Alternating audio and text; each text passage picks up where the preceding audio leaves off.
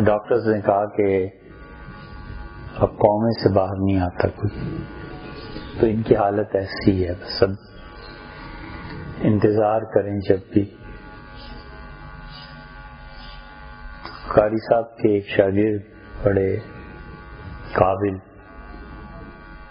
جو آتا تھا سورہ یاسین پڑھتا تھا، حافظ تو بے شمار تھے، 2-4 منٹ بیٹھتا سورت پڑھ کے چل،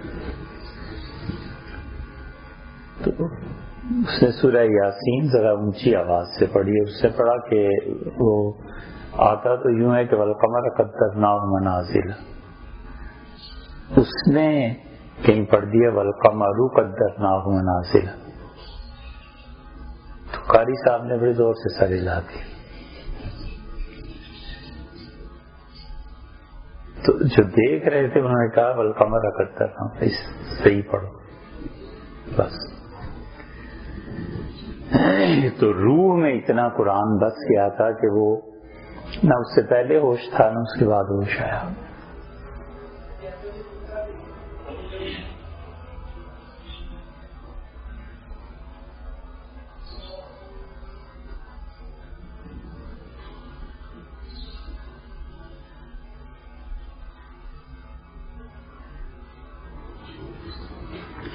اللہ تعالیٰ نے فرمایا نا ومن صلح من آبائہم، اور ان کے آباء و اجداد میں جو لوگ اچھے تھے ہم انہیں بھی بخش دیں گے۔ تو نسبتیں بڑی چیز ہیں، دیکھا جائے تو صحابہ کرام رضی اللہ عنہ کی حضور صلی اللہ علیہ وسلم نسبت ہی تو ہے۔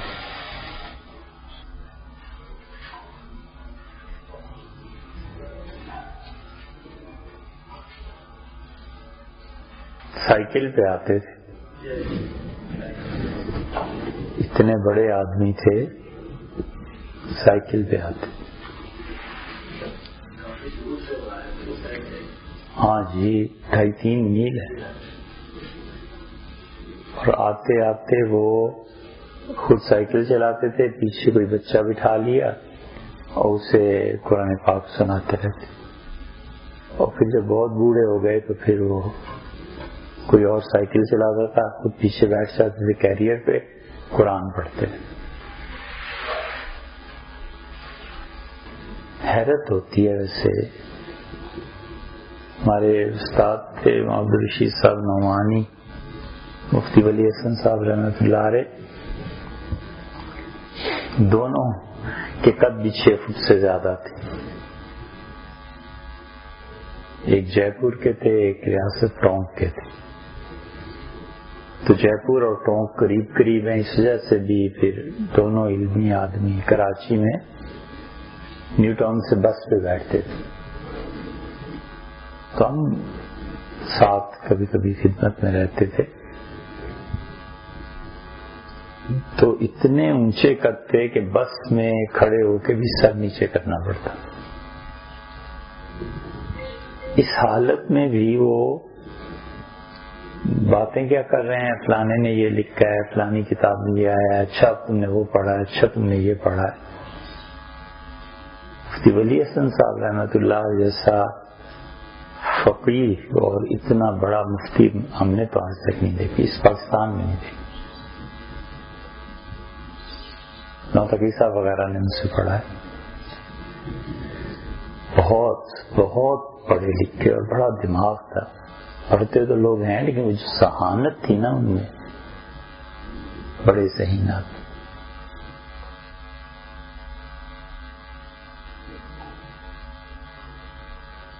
اتنے سادہ، کراچی میں چھابے ڈبے پتہ نہیں کیا کہتے ہیں اسے، تو کبھی گئے نہیں، لیکن جو قرب و جوار میں کچے چھپر سے چائے کے لیے پینے کے لیے بیٹھے، یونیورسٹیز کے ارد گرد میں چھپر جو بچے چلے جاتے،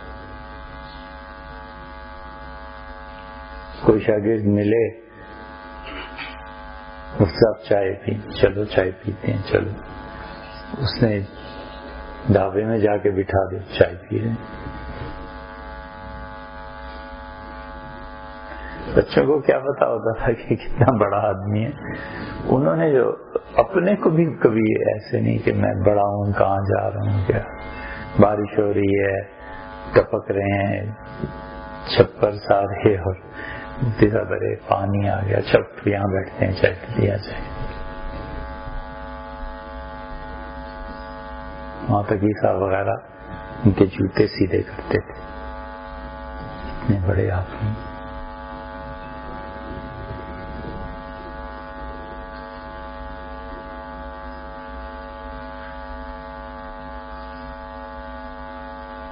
اس وہابیت کی تحریک نے قاری صاحب جو تباہیاں مچائیں ان میں سے ایک یہ تھی کہ بڑے بڑے علم کے جو پہاڑ تھے وہ اس مصیبت میں پڑ گئے کہ جو یہ نئی تحریک اٹھ رہی ہے اس کے رد میں لکھیں.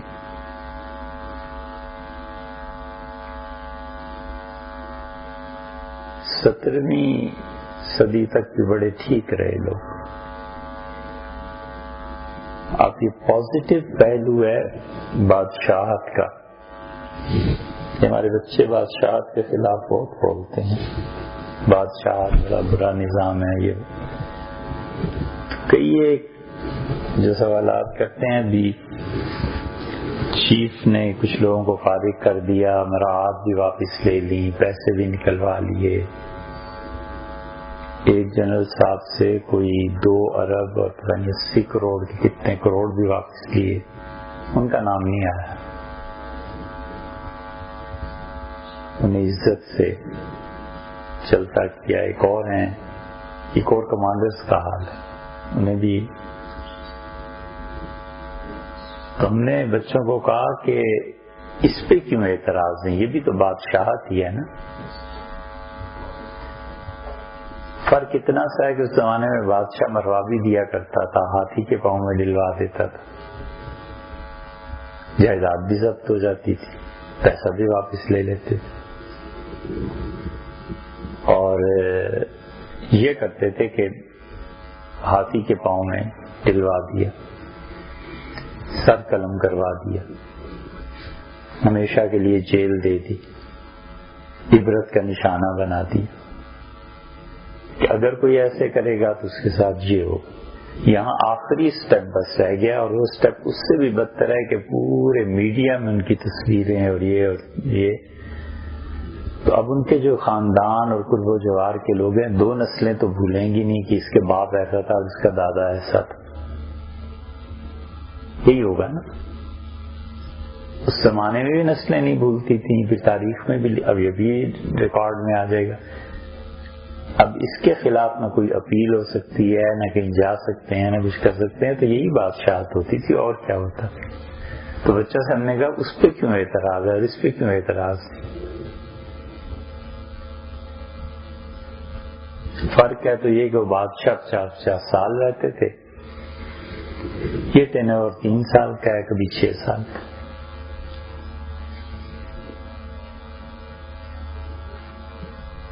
اکبر بادشاہ ملا عبد النبی پہ بڑا اعتبار کرتے, انہیں شیخ الاسلام کے عہدے تک حکومت نے دے دیا. بڑا عزت اکرام, بندہ بھی بڑا پڑھا لکھا تھا. اکبر نے جب دین الہی ایجاد کیا تو اس نے کہا کہ یہ جو ملا عبد النبی ہے نا, اس کو بہت میں نے نوازا ہے. تو یہ پیسہ گیا کہاں. اب ملا صاحب بھی اس زمانے کے تھے جب نہ کوئی پاناما لیکس تھی اور نہ کوئی اور چیز.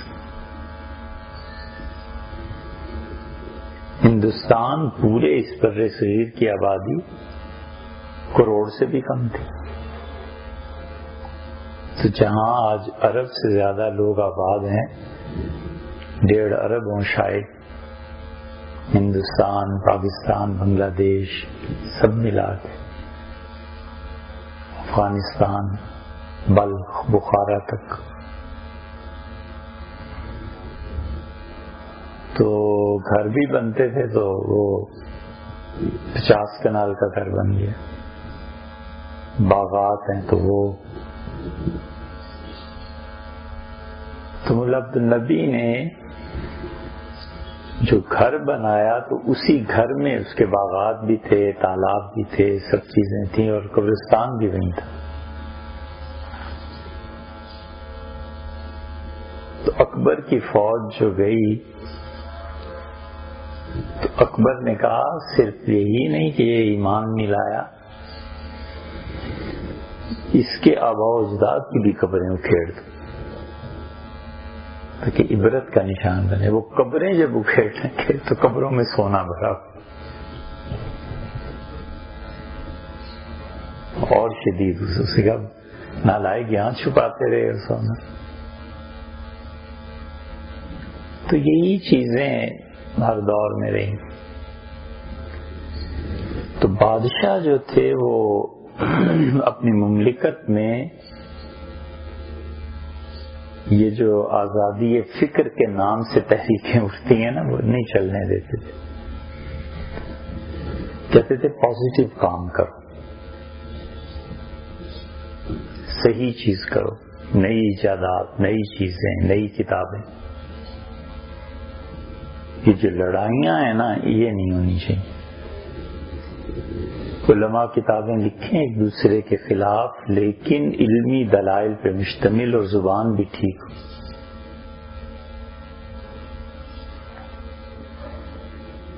یہ 18ویں صدی کے آخر پہ جو تحریک اٹھی وہابیت کی اور حکومت کی گرفت ختم ہو گئی، کیونکہ مغلز جب ختم ہوئے ہیں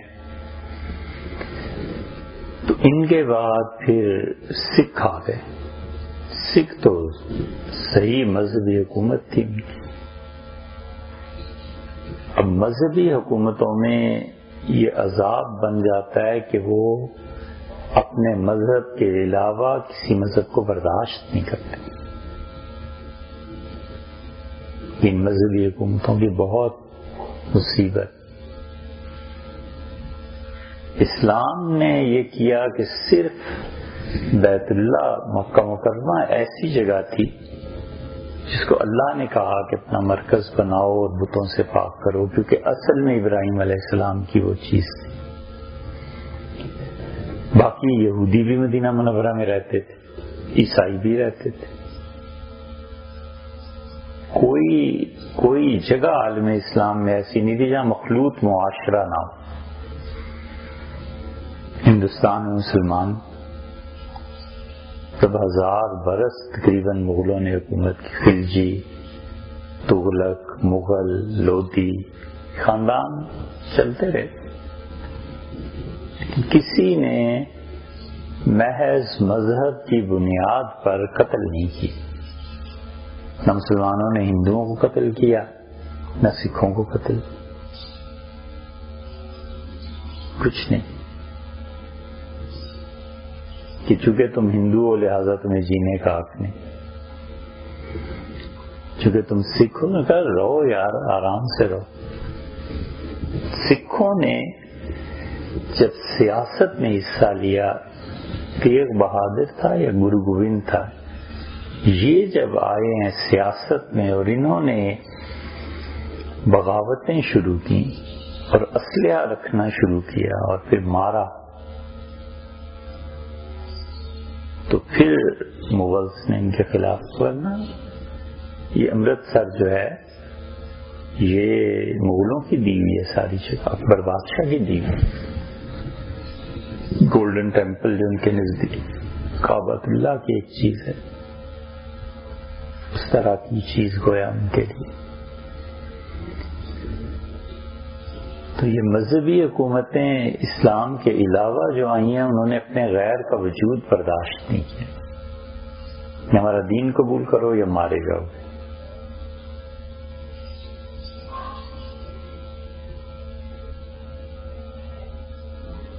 تو سکھوں کی جو حکومت آئی ہے وہ خالص مذہبی تھی۔ اس وقت ہندوستان میں مذہبی کتنے تھے؟ 3 ہی تو تھے، ہندو مت تھا، اس کی مختلف شاخیں، سکھ تھے خود اور مسلمان تھے، تو مسلمانوں ہی پہ نزلہ گرا۔ شاہی مسجد ختم، یہ جہاں اب لاہور میں جی پی او ہے، اس کے سامنے یونیورسٹی ہے، جی پی او کے پیچھے کا علاقہ، یہ ساری عبدالسلام صاحب رحمۃ اللہ علیہ تھے، ان کی خانقاہ تھی۔ اورنگزیب بادشاہ یہاں آئے، اورنگزیب کی ہمشیرہ یہاں جب آئیں تو انہوں نے اس خانقاہ پہ بڑے قیمتی پتھر، ہیرے، جواہرات پیش کیے، تو سکھا حضرت سے مسجد میں لگوا دیں۔ تو مسجد میں جو لگے تو سورج کی کرنیں پڑتی تھیں تو دور تک کرنیں دکھائی دیتی تھی پتھر کی چمک سے۔ سکھا شاہی جو آئی تو غارت گری نے ساری جگہیں بالکل برباد کر دی، پتھر اکھیڑ کے لے گئے۔ یہ تو رنجیت سنگھ جب مرا ہے اور سکھ لڑے ہیں تو پھر انگریز آ گئے، 1850 میں انگریزوں نے لے لیا تھا پنجاب۔ تو جب انگریز آئے ہیں تو اس وقت 1870 میں اس دور میں جو لوگ تھے وہ کہتے تھے انگریزوں کی حکومت خدا کی رحمت، کیونکہ مذہبی جبر سے نجات ملی۔ اب یہ جو پیش کرتے ہیں نا ایک دوسرے کے خلاف کہ تمہارے بزرگوں نے انگریزوں کو رحمت کہا اور تمہارے بزرگوں نے یہ کہا، وہ دھوکہ اس طرح سے دیتے ہیں، وہ یہ نہیں بتاتے کہ بزرگوں نے اس وجہ سے کہا تھا کہ سکھوں سے نجات ملی تھی۔ انگریز آئے، انہوں نے کہا ایک سیاست میں دخل نہ دو ہماری، باقی مذہب جو مرضی کرو، مرتد ہو چاہے کافر ہو چاہے مومن ہو، ہمیں بحث ہی نہیں۔ تو اس لیے ان کی حکومت اس اعتبار سے سیکولر۔ اس عرصے میں جو یہ وہابیت کی تحریک اٹھی، محمد بن عبد الوہاب اور ان کا یہ تھا کہ مارو لوگوں کو، قتل کرو۔ تو عالم اسلام کے علماء جو تھے وہ اس میں پڑ گئے کہ ان کا رد لکھو۔ اب ان کے پاس چونکہ طاقت تھی، خلافت عثمانیہ کو انہوں نے توڑا تھا۔ خلافت عثمانیہ کی تہ میں اگر جائیں تو بہت بڑا عربیت کا تعصب تھا کہ عرب ترکوں کے نیچے کیوں لگتے رہے۔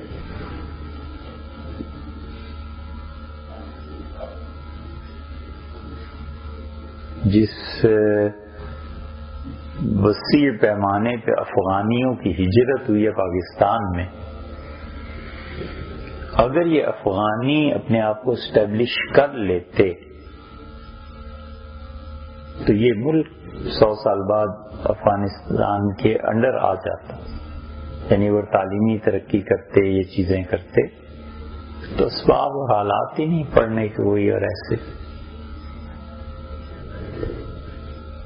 تو وہ جو تحریک اٹھی تو انہوں نے رسالے لکھے، محمد بن عبد الوہاب نے کتاب التوحید لکھی، پھر ان کے پوتے نے شرح کی۔ پھر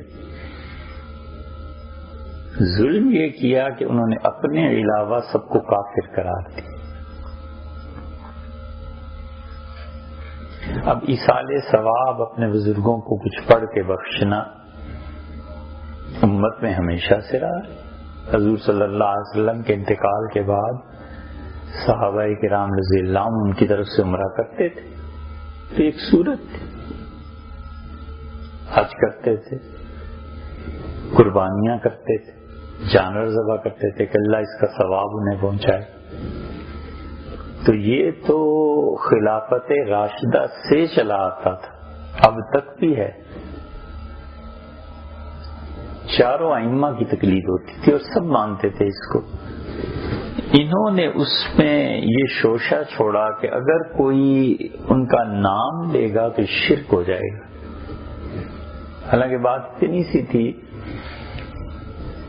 کہ اس وقت جاہل لوگ کھانا سامنے رکھتے تھے، پانی سامنے رکھتے تھے، اگربتی جلا لیتے تھے، یہ پھر دعا مانگتے تھے. علماء اس کے حق میں بھی تھے، خلاف بھی تھے، تو کہتے یار یہ نہ کرو، یہ نیا طریقہ ایجاد کرے، زیادہ سے زیادہ یہ ہو سکتا. انہوں نے اسے شرک اور کفر سے کم قرار ہی نہیں دیا. نتیجہ یہ کہ اچھے اچھے دماغ اور محققین ایک دوسرے کے رد میں لگ گئے، تحقیق کا کام رک گیا. پھر دیوبند وجود میں آیا، پھر بریلی میں مولانا رضا خان صاحب تھے. اب آپ دیکھیں 1872 میں انتقال ہوا، فضل رسول بدایونی تھے،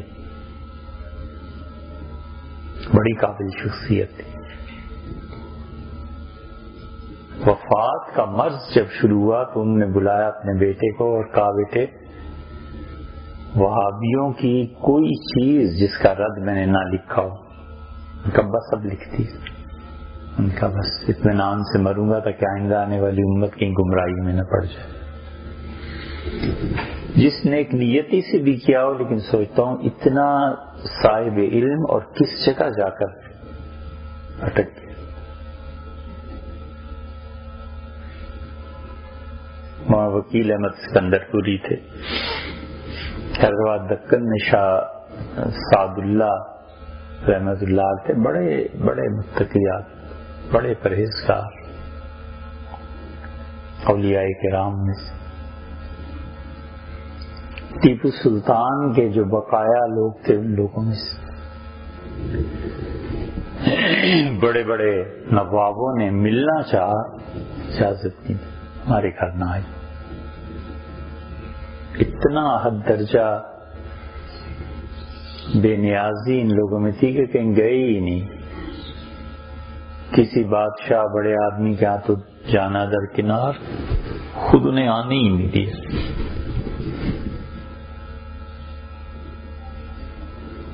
گورنر جنرل کا دورہ تھا، انگریز گورنر جنرل، بہت بڑی چیز تھی.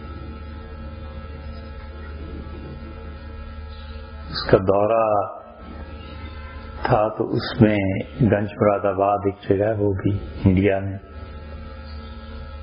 محافظ رحمان گنج مراد آبادی رحمت اللہ علیہ تھے. خان کا کسی نے کہا حضرت آئندہ مہینے گورنر جنرل آ رہے ہیں. فرمایا ہم کیا کریں گے اس کے آنے.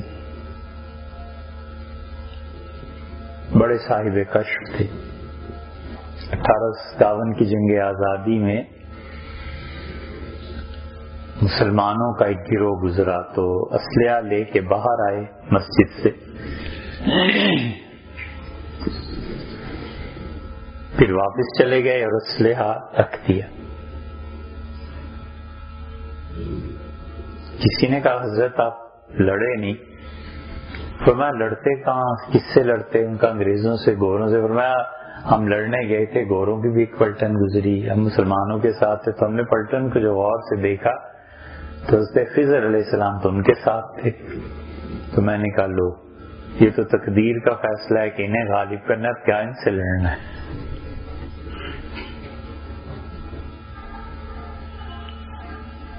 یہ ایک کیفیت کا غلبہ ہے. لیکن جو صحیح معنی میں منجھے ہوئے لوگ تھے وہ بھی یہ کہتے تھے کہ پتہ ہے انگریزوں نے غالب آنا ہے، لیکن ہم ان کے خلاف جو جدوجہد ہے چھوڑیں کیوں، کوشش کیوں چھوڑ دیں. ان کا یہی زندگی کا مزہ ہے کہ جس چیز کو ہم باطل سمجھتے ہیں اس کے خلاف کام جاری رکھیں. فتح شکست اللہ کے ہاتھ میں، ہمیں اس سے کیا لینا دے. کہا کہ حضرت گورنر جنرل کہنے لگے اچھا ہم کیا کہیں. اس کا اچھا حضرت وہ آئیں. فرمایا اچھا. وہ پھر ایک آدمی نے کہا حضرت کل آ رہے ہیں. ہم تو بھول ہی گئے تھے. اگلے دن گورنر جنرل اس کی بیگم سارے آ گئے تھے. یہ کون کہا کل تو بتایا تھا. کہنے لگے وہ تو یاد ہی نہیں رہا. اوہو اچھا بلاؤ انہیں. بخاری شریف پڑھا رہے تھے. اس سے کہا بیٹھیے. فرمایا کوئی چیز ہے؟ ان کا جی مٹھائی آئی تھی اس کا چورا ہے. فرمایا ان کی تھیلی پہ رکھ دو کھا لیں. تو انگریز گورنر جنرل بھی سمجھدار آدمی تھا، شاید سے بڑی عزت محبت سے لیا. بڑا خانقاہ کا فرمایا نہیں کوئی چاہیے نہیں. اس نے کہا گزارے میں مشکل ہو کوئی آپ کو چند گاؤں، کچھ نہیں. اس کی عادت بڑی دقت ہوتی ہوگی. فرمایا کچھ بھی نہیں، ہماری پیشابائی زمین ہے، اس پہ ساگ اگاتا ہے اور باجرا جوار گندم کوئی نہ کوئی چیز لگتی رہتی ہے. تمہاری بیوی روٹیاں پکا دیتی ہیں، ساگ ہے اس سے کھا لیتے ہیں، اور کیا چاہیے اس سے بڑی بادشاہت کیا ہو.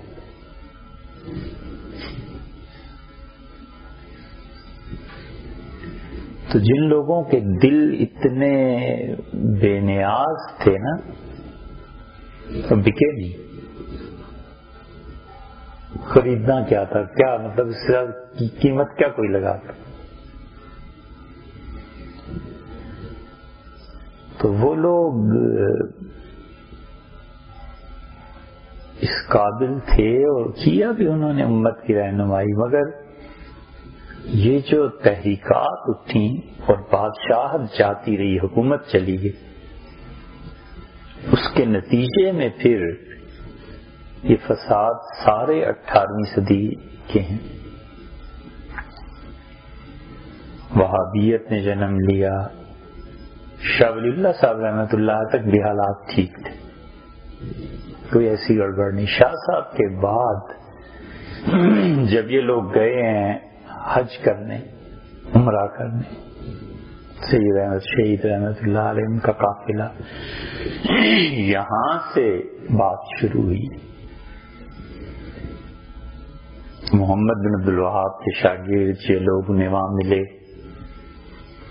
اب یہ الگ بحث ہے کہ وہ اس سے متاثر ہوئے نہیں ہوئے، کیا ہوا، لیکن ہندوستان میں اس وقت سے پھر فرقہ واریت شروع ہو گئی. تم کون ہو، وہابی ہو گئے. آپ کون ہیں، اہل سنت میں سے. آپ کون ہیں، شیعہ ہیں. آپ کون ہیں.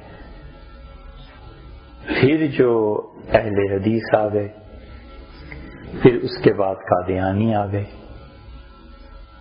اور اب تک صورتحال یہ ہے کہ وہابیت کا لفظ جو ہے یہ ختم نہیں کیا جا سکتا. اور اب کئی نسلوں سے جو پرورش پائی ہے اس فکر نے کہ مارو اور قتل کرو، وہ پھر افغانستان کی اس تحریک میں کھل کے سامنے آ گئی. اسلحہ جو آیا،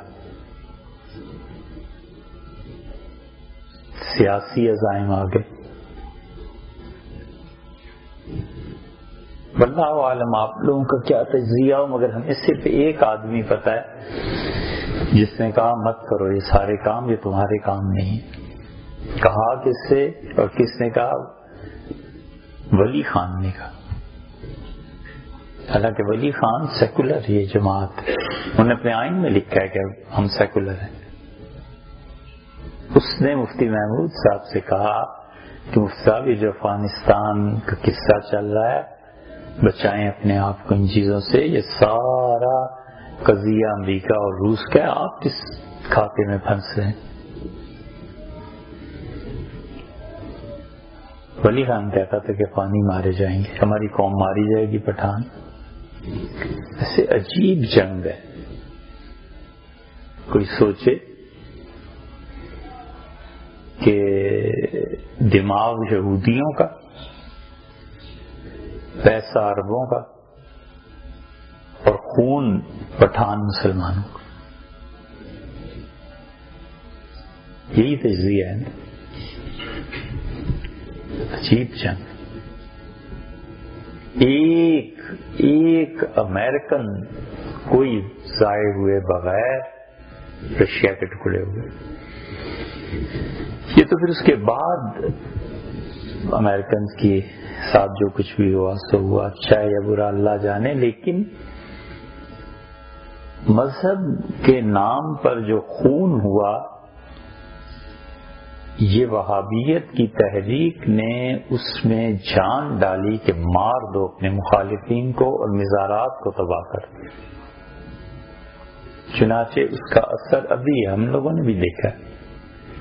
کہ سوات کے جو قصے، اس کی قبر کو اکھاڑ دو، ادھر کر دو، اور حضرت علی حجویری رحمۃ اللہ علیہ کی قبر پہ جو دھماکہ ہوا اور یہ چیزیں، واللہ عالم اب پیچھے کون ہے. یعنی یہ فکر اب انہی کے ہاتھ میں ہے جو اپنے آپ کو سلفی کہتے ہیں، یا یہ کہ کوئی اور گروہ ہے جو ان کے نام پر اب کر رہا ہے. کیونکہ جھوٹ عام ہو گیا نا. مگر جتنی تحریکات ہم نے دیکھی، جب طے میں پہنچے تو مدینہ یونیورسٹی کے باہر، طے میں پہنچے تو سلفی. کہ اپنے مخالف کا وجود برداشت نہ کرو.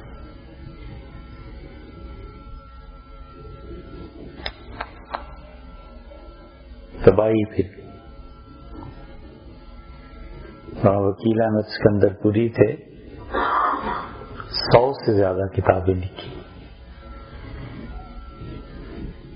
اگر یہ لوگ اب وہ گئے کدھر، اس کا رد لکھو، اس کا رد لکھو. شبلی سیرت لکھ رہے تھے، شبلی بیچارے کدھر سے پیسے آتے، پڑھ لکھ کے. ان کے جو معاصرین تھے شبلی کے، پیر میر علی شاہ صاحب رحمۃ اللہ علیہ تھے، حضرت ظاہرہ کمال کے پڑھے لکھے تھے، منطق، فلسفہ. اب گولڑا شریف میں کون حضرت کو سنتا اور کون آتا؟ بہت کم لوگوں نے ان سے فائدہ اٹھایا، اس لیے کہ وہ جس درجے کا علم تھا اس درجے کا علم قبول کرنے والے ہی نہیں تھے. اب وہ کیا کہتے ہیں، پچھلے تو ہم ذکر کر رہے تھے نا، معذور فرد، سائنٹسٹ، کیا نام ہے، اسٹیفن پاکستان پیدا ہوتا 1980 میں، تو کتنے لوگ اس سے فائدہ اٹھاتے.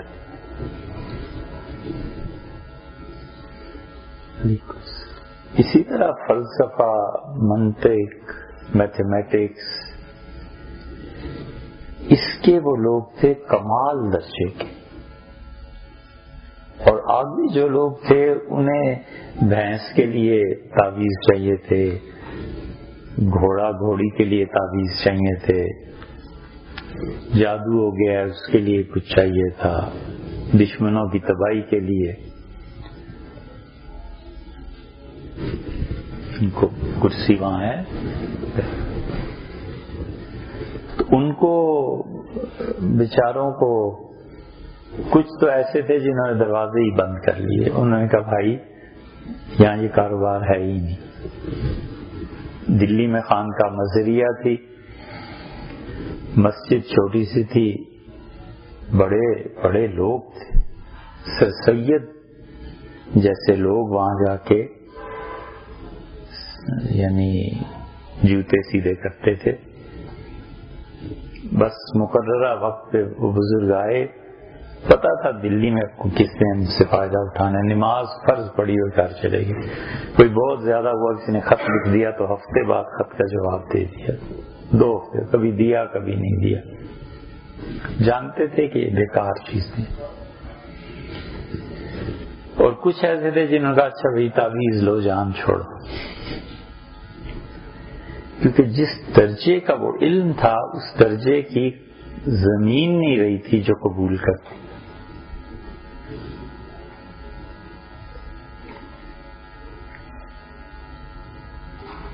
پھر میر علی شاہ صاحب رحمۃ اللہ علیہ کی بھی منطق، فلسفہ. اب یہ اور شبلی ہم اثر تھے. اب حضرت کا انتقال 1937 میں ہوا، شبلی کا انتقال 1914 میں ہوا. تو 20-25 سال کے فرق کے باوجود ایک دوسرے کا زمانہ ہے. لیکن اتنے زیادہ حکومت اور طاقت نہ ہونے کی وجہ سے فرقہ وارانہ اختلافات پیدا ہوئے کہ کہ لوگ نماز پڑھنے سے بھی گئے. اور حکومت کی جب طاقت ہوتی تھی اور اس نے دین کو پڑھا ہوا ہوتا تھا تو صحیح فیصلہ کر سکتا تھا کہ اس میں صحیح چیز کیا ہے. تو جب طاقت آئی ان لوگوں کے ہاتھ میں جو خود پڑھے لکھے نہیں تھے تو انہوں نے سب کو ہی رگیٹ دی.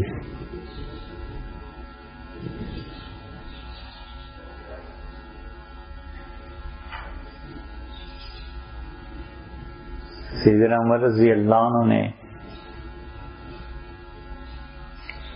بڑی اچھی بات ہے، ان کی تو بڑی بڑی کام کی باتیں تھی. فرمانے لگے کسی سے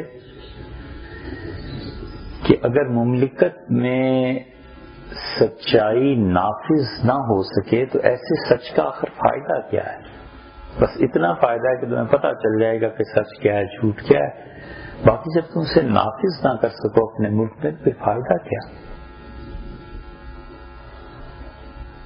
یعنی پتہ چل جائے کہ اس نے قتل کیا ہے اور یہ مقتول ہے اور یہ قاتل ہے تو اچھی بات ہے، پتہ چل گیا. لیکن جس درجے کی وہ بات کرتے تھے کہ حکومت اس سے اسٹیبلشڈ گورنمنٹ ہونے کے باوجود نافذ نہیں کر سکی اور قاتل کو سزا نہیں دے سکی، تو اس سے تمہیں پھر لینا کیا ہے؟ پتہ چل گیا کہ قاتل ہے، پھر کیا ہو گیا؟ تمہارے درجے کا کام تو نہیں ہے کہ پتہ چلا کے پھر چھوڑ دو.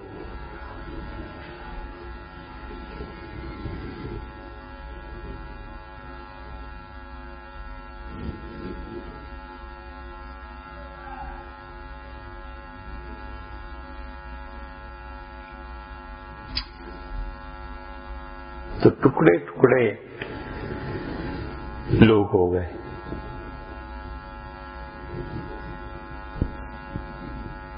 تو جو تحقیق کا کام تھا وہ رک گیا. ملتان میں بھی 2-3 سال پہلے آثار قدیمہ نے کھدائی کی تو مسجد کا جو محراب تھا اس زمانے میں جو فن تعمیر تھا اب اس فن تعمیر کو لوگ جانتے ہی نہیں. چھت جو ڈلتی تھی اس کا ایک خاص نام تھا، ایسی چھتیں نہیں تھی کہ ڈائریکٹ ڈال دی. وہ چھت کے درمیان ایک خاص طرح کی اینٹیں اور لوہے کا اینگل ہوتا تھا، اس سے رکھتے تھے، پھر اس کے اوپر چھت ڈلتی تھی ایک پھر دوسری، تو گرمی سے سکون رہتا تھا. بنیاد رکھتے تھے. اب بہاولپور والوں نے جو محل بنایا ہے اب تک اتنا ٹھنڈا ہے.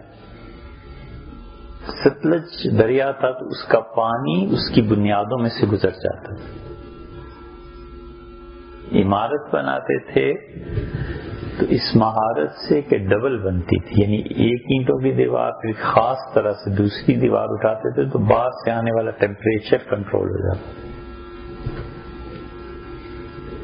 اور جہاں ٹیمپریچر کنٹرول کر دے کوئی قوم بہت بڑا راستہ ہے ترقی کا، بہت بڑا راستہ ہے. یہ ایک معمولی سا بظاہر فیکٹر، لیکن جو بچے شدید سردی اور گرمی میں ٹیمپریچر کنٹرولنگ کے بغیر، جیسے ہم لوگ کلاس رومز میں اپنے دور میں دیکھتے رہے، اب اگلی نسل دیکھ رہی ہے، تو بچوں کی بڑی صلاحیتیں اس میں ضائع ہو جاتی. سردی کیا ہے، گرمی کیا ہے، نیند ہی نہیں آتی، گرمی مچھر کاٹ رہے ہیں تو اسے پڑھنا کیا ہے. اسکول جائے گا تو نیند آ رہی ہوگی، اور جب نیند آئے گی تو سوئے گا کہ پڑھے گا.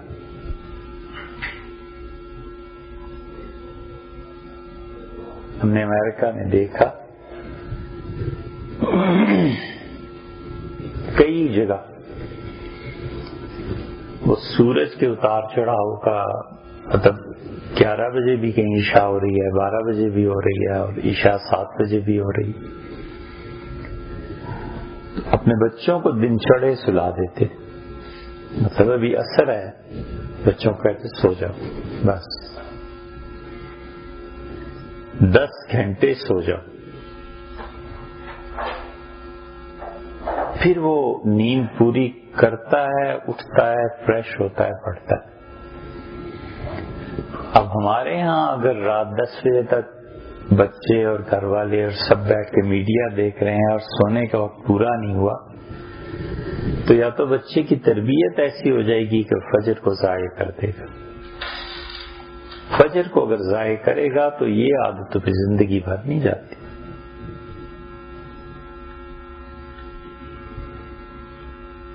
اور یا پھر گھر والوں کو اپنے ڈرامہ اور ٹی وی اور چیز چھوڑ دینی چاہیے، پھر 8 بجے 9 بجے سب بند اور سو جاؤ.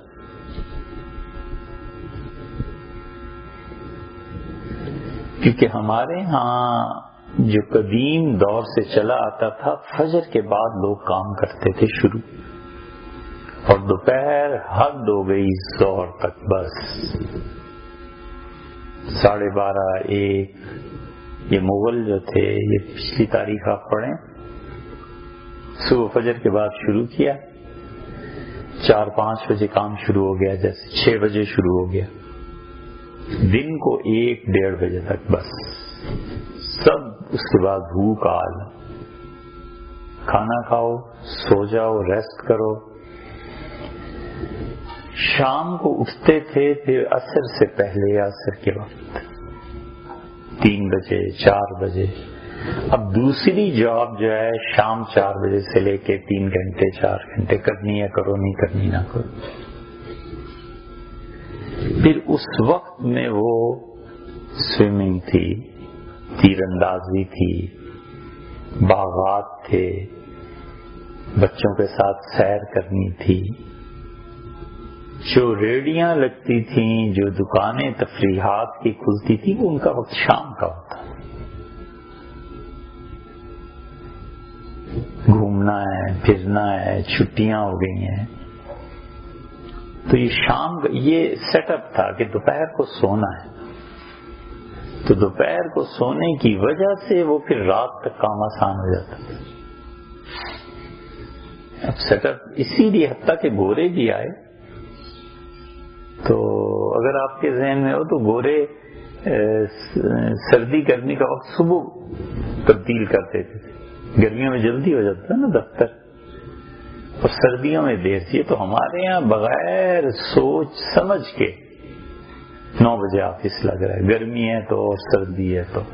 بینکنگ بھی 9 بجے ہو رہی ہے، ادھر پورا سیٹ اپ چینج کر دیا.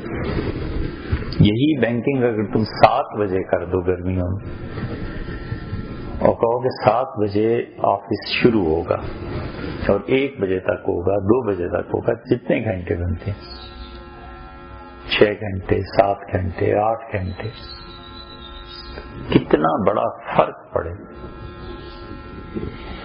اس سیٹ اپ کو چینج کرنا ہے. تو پھر اس کے ساتھ ساتھ گوروں نے اپنے زمانے میں جو اسکول یونیورسٹی بہت سی قائم کی، بسیں دے دی کہ آپ کے بچے اس بس پہ اسکول جائیں گے، یہ بس چھوڑ جائیں گے. یہ تو دہشت گردی اور یہ چیزیں ضیاء الحق صاحب کے دور میں ہو، ورنہ اس سے پہلے کہاں قتل، یہ چیزیں کوئی اتنے بڑے تصورات ہی نہیں تھے. کیوں جی؟ ایوب خان کے بھٹو کے زمانے میں کوئی ایسی چیز، یہ تو بغیر سوچے سے. بھٹو کے زمانے میں سونا 200 روپے تولا ہوتا، 250 200 پھر 210 ہوا، پھر 250 ہوا. یہ تو پھر دنیا کا جو نظام تبدیل ہوا ہے. اب تک ایران، عراق،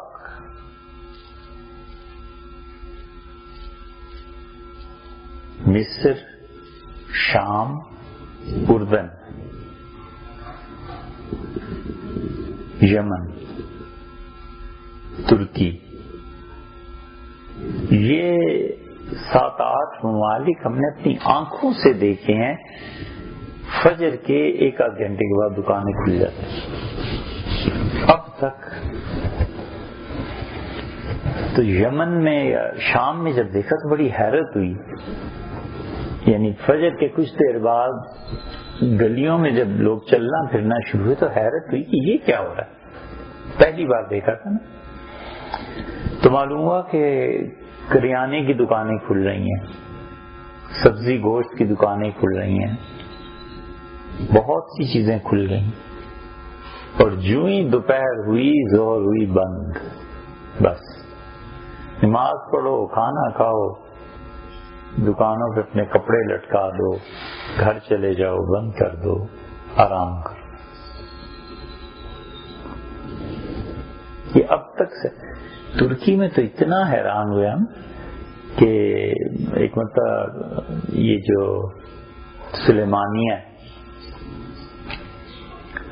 سلیمانیہ میں مسلمانوں کی کتابیں اتنی پڑھی ہوئی ہیں کہ اگر کوئی میڈیکل کی ریسرچ کرے،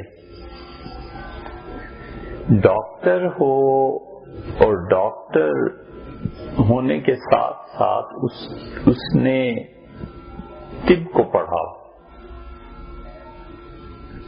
5-6 سال میں ڈاکٹر بنتا ہے،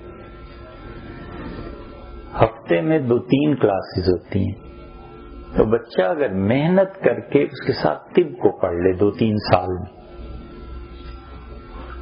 تو چونکہ پہلے سے پڑھا ہوا ہوگا لہذا اس کو جلدی سمجھ سکے گا۔ فرق کیا ہے، اردو اچھی جانتا ہو، عربی پڑھا ہوا ہو، فارسی کچھ پڑھا ہوا ہو۔ یہ بچے کہیں 10-12 بھی ہونا بڑا انقلاب آج ہے۔ اتنی طب پہ کتابیں پڑھی ہوئی ہیں سلیمانیہ میں،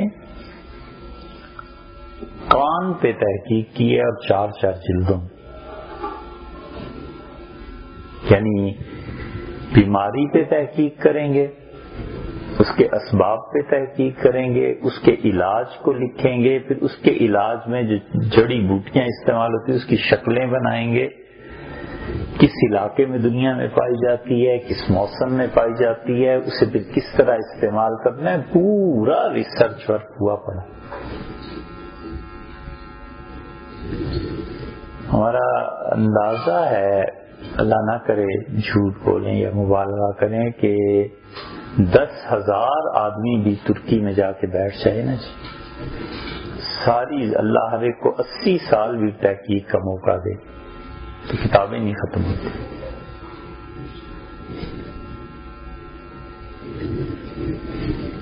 اتنا ذخیرہ ہے کہ ہمیں کئی دن لگ گئے سے دیکھنے میں ایسے کہ کتابیں ہیں کیا کیا۔ اور اب جو عذاب ہے، اب عذاب یہ ہے کہ ترکی کا ویزا نہیں ملتا۔ ہم نے کئی بار گئے، آخری مرتبہ اپلائی کیا تو 6 مہینے بعد جواب آیا کہ اچھا جی آپ چلے جائیے۔ اس کے بعد اپلائی کیا، کئی بار ترکی نہ کے گئے، اب ہوا کہ نہیں جا سکے۔ ترکی سے بہت سے مخطوطات ہم لائے،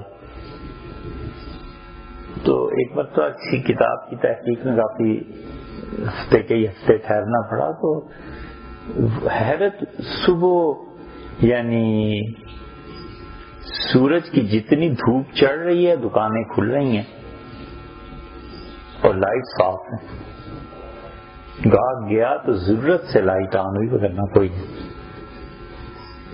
کئی ترکوں سے پوچھا، یہ ان کا جی روشنی سے فائدہ اٹھائیں نا، کیا ضرورت ہے بجلی جلانے کی، ہمیں کیا ضرورت ہے بل دینے کی۔ دکانیں بھی ایسی بنی ہوئی ہیں کہ روشنی آ رہی ہے، فن تعمیر ہے نا کہ دکانیں ایسی بنیں۔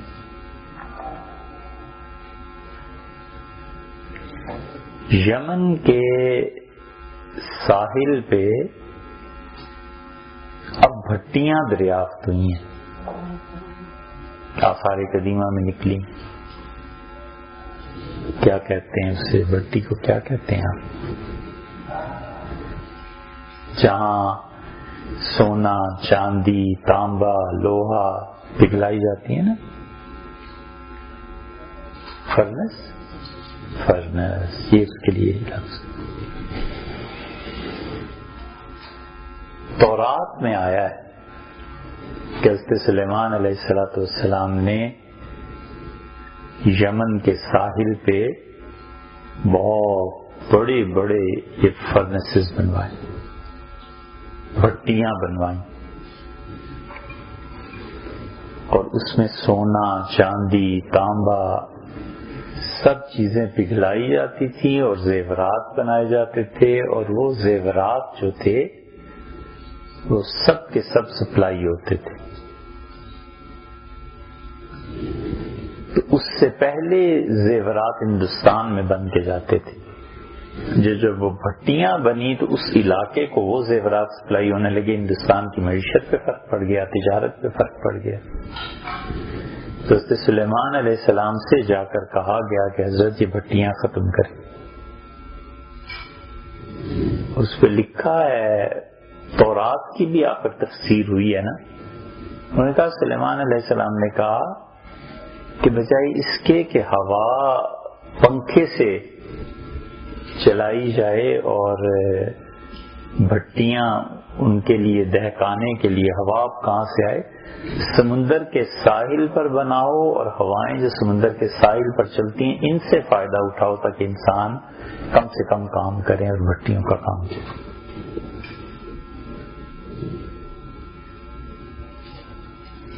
اب یورپ والے بجلی اس سے بناتے ہیں، ہالینڈ والے۔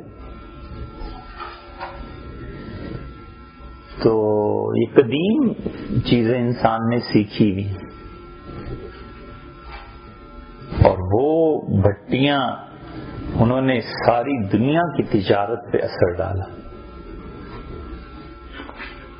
تو ترکی میں حیرت، انہوں نے کہا یہ روشنی کس لیے استعمال کریں نا، کیا ضرورت ہے لائٹس آن کرنے۔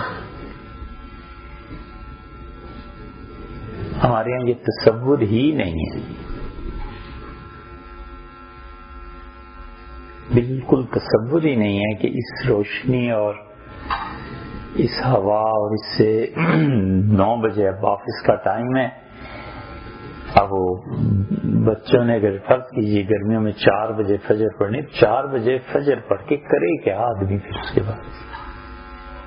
یعنی ہم تو ذاتی طور پہ اتنے، اب تو کم جانا تھا لیکن پہلے بڑا، جو کل چیزیں خریدنی ہیں وہ آج خرید کے رکھ لو، اس لیے کہ صبح اب 9 بجے 10 بجے 9-10 بھی کیا، اب تو 11 بجے جا کے پلازا اور کی چیزیں کو ہیں جی، اور 11 سے پہلے کوئی نہیں، دکانیں ہی نہیں کھلتی، اب بیٹھے رہو 6 گھنٹے کے۔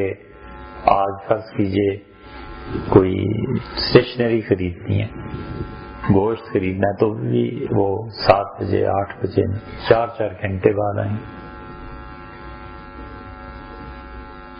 شہر کوئی جلدی آ گئے تو پھرتا رہے۔ تو کوئی سیٹ اپ ایسا نہیں ہے جو یہ سکھائے کہ رات کو کس وقت سو جانا ہے، اس کے بعد جاگنا ہی نہیں۔ جی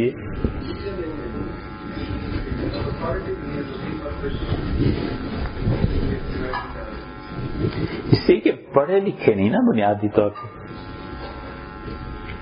انہوں نے کبھی صبح 9 بجے سے پہلے اٹھ کے فجر ضائع کیے بغیر زندگی گزاری ہو تو انہیں پتا چلے نا، انہوں نے تو فجر پڑھی کبھی نہیں زندگی میں، زیادہ سے زیادہ ہاسٹل کی لائف میں رہے ہوں گے تو چلو صبح جلدی اٹھتے ہوں گے، باقی انہوں نے کب دیکھا ہے صبح اٹھنا؟ صبح کتنے لوگ سیر کرتے ہوں گے، وہ صبح کی سیر تو خیر افسانہ ہو گئی، قصہ ہو گئی، لیکن ان میں سے کتنے ہوں گے جو ریگولرلی ایکسرسائز کرتے ہوں گے؟ کچھ بھی نہیں۔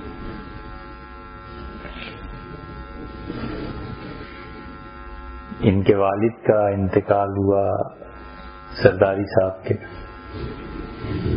بہت سے لوگ تعزیت کے لیے گئے، تو ٹائم ٹیبل اخبار میں آتا تھا، تو تعزیت کے لیے محافظ الرحمان صاحب گئے رات کو 3:45 بجے، اور ایک دن اخبار میں پڑھا کہ گجرات کے جو ظہور الہی صاحب وغیرہ یہ لوگ 2:30 بجے رات کو گئے. تو صدر مملکت رات ساری جاگتے ہیں، تو اب صبح آخر انسان ہے نا جی، تو فجر پڑھ کے جو سوتے ہوں گے تو 12 بجے سے پہلے کیا اٹھتے ہوں گے؟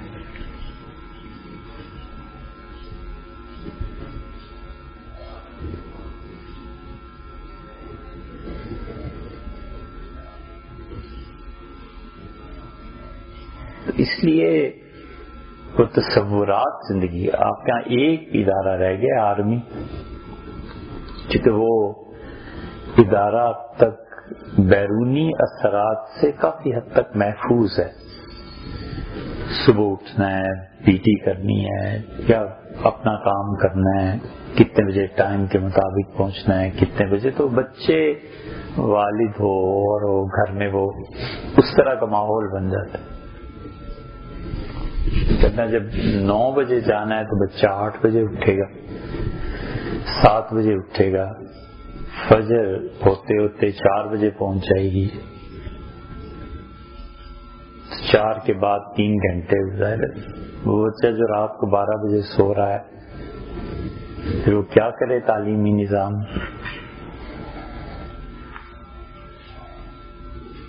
ٹیچرز اتنے اچھے پڑھاتے تھے کہ شام کو کبھی ٹیوشن کی ضرورت نہیں ہوتی. یعنی ہم نے خود ایسے ٹیچر دیکھے کہتے بیٹے شام کو کیا پڑھنا ہے، بس کلاس میں پڑھو. یہ تو پھر انحطاط آیا جب ٹیچرز کی تنخواہیں پوری نہیں ملی تو انہوں نے کہا شام کو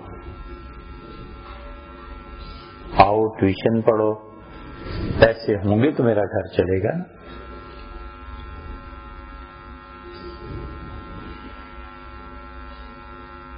اتنی سادہ سی بات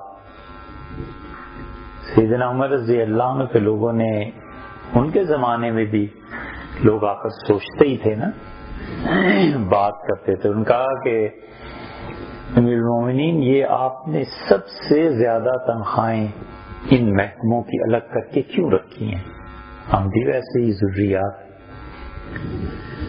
تو انہوں نے جمعے کے خطبے میں فرمایا تقریر میں کہ میں نے سب سے زیادہ تنخواہ اپنی مملکت میں ٹیچرز کو دی ہے، اور پھر میں نے سب سے زیادہ تنخواہ پولیس کو دی ہے، اور پھر میں نے سب سے زیادہ تنخواہ قاضیوں کو دی. اور ان کا میں نے بڑی سوچ سمجھ کے فیصلہ کیا ہے کہ اگر تم اپنے پڑھانے والوں کو تنخواہ اچھی نہیں دو گے اور انہیں مزید کوئی کام کرنا پڑے گا تو قوم جاہل رہ جائے گی. اور پولیس کی تنخواہیں اگر اچھی نہیں ہوں گی تو شہادت ختم ہو جائے گی، اور جب شہادت ختم ہو جائے گی تو انصاف ختم ہو جائے گا. اور پھر میں نے قاضیوں کو تنخواہ سب سے اچھی دی ہے کہ قاضی جو ہے اس نے فیصلہ شہادتوں کی بنیاد پہ کرنا. قاضی ایسے ہوتے تھے ججز جن کے گھر کالونی ساری آبادی سے الگ ہوتی تھی، عام آبادی میں رہتے ہی نہیں تھے. چل باہر رہو گے، پوری سہولتیں کہ عام پبلک کا کوئی آدمی اگر ان کے گھر جائے تو رپورٹ گورنمنٹ کو پہنچے کہ کون جا رہا ہے. قاضی صاحب اگر غلط فیصلہ کر دیں تو رپورٹ ہو کہ جی شام کو کون کون ملنے گیا تھا، اس سے بڑی کورٹ میں دوسرا فریق جا کے کہہ سکے گی جی قاضی صاحب تو فلاں فلاں سے ملتے رہے.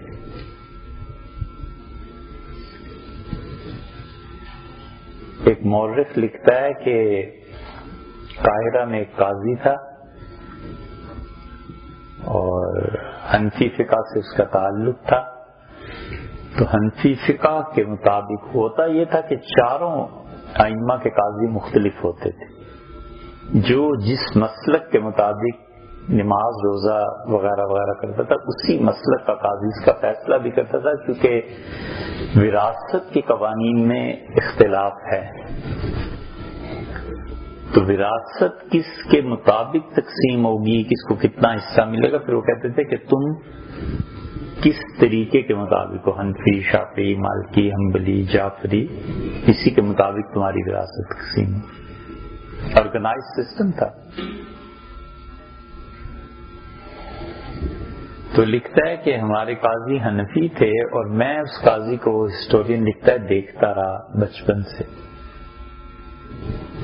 گھر ہمارا راستے میں پڑتا تھا، قاضی کی سواری گزرتی تھی تو بڑا دلچسپ منظر ہوتا تھا۔ کہتا ہے قاضی صاحب بیٹھے ہوتے تھے، اور 17 سال میں نے دیکھا قاضی کی گردن نہیں ہلی کبھی، نہ ادھر دیکھتا تھا نہ ادھر، بس سامنے دیکھتا رہتا تھا، اور گھوڑے کی سواری چلتی رہتی تھی۔ تو میں بچپن میں یہ سمجھتا تھا کہ کوئی بت بیٹھا ہوا ہے، پھر میں پوچھتا تھا کہ قاضی ہلتا جلتا کیوں نہیں۔ جب قاضی ریٹائر ہوا اور میں بڑا ہوا تو بوڑھے ہو گئے تھے نا، ایک دن جا کے ملا، میں نے کہا قاضی صاحب ہم آپ کو اپنے گھر کی کھڑکی سے دیکھتے تھے، ہم پہلے سمجھتے آپ بت ہیں، پھر خیال آیا کہ آپ بھی انسان ہیں، یہ بتائیں۔ اس نے کہا میرے بیٹے ہمیں منع کیا تھا گورنمنٹ نے، اور پابندی ہے کہ ہم ادھر ادھر نہ دیکھیں، کہ ہم ادھر ادھر دیکھیں اور کوئی جس کا مقدمہ چل رہا ہے مظلوم بن کے کھڑا ہو اور حقیقت میں مظلوم نہ ہو، اور ہم اسے دیکھیں اور متاثر ہو جائیں فیصلہ کرنے میں، تو یہ اللہ کے یہاں کون جواب دے گا؟ تو اس لیے ہمیں اجازت اتنی تھی کہ ہم سیدھا سامنے دیکھیں، تاکہ ہوا میں کوئی کیسے معلق ہو جائے، نظر ہی نہ پڑے کسی پہ، سیدھے گھر جاؤ۔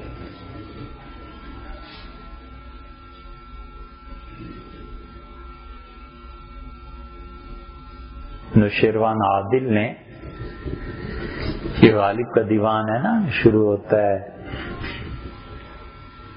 غالب کے دیوان کا پہلا شعر ہے، کس کی شوقی تحریر کا نقش فریادی ہے، کس کی شوقی تحریر کا،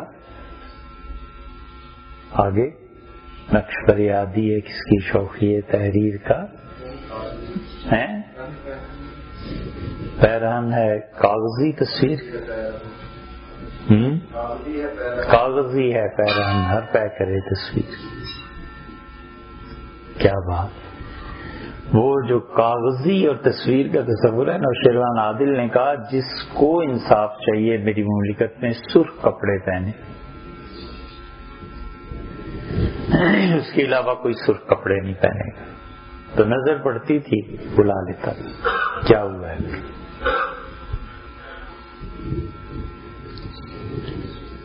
اتنا ضروری تھا انصاف کا قیام۔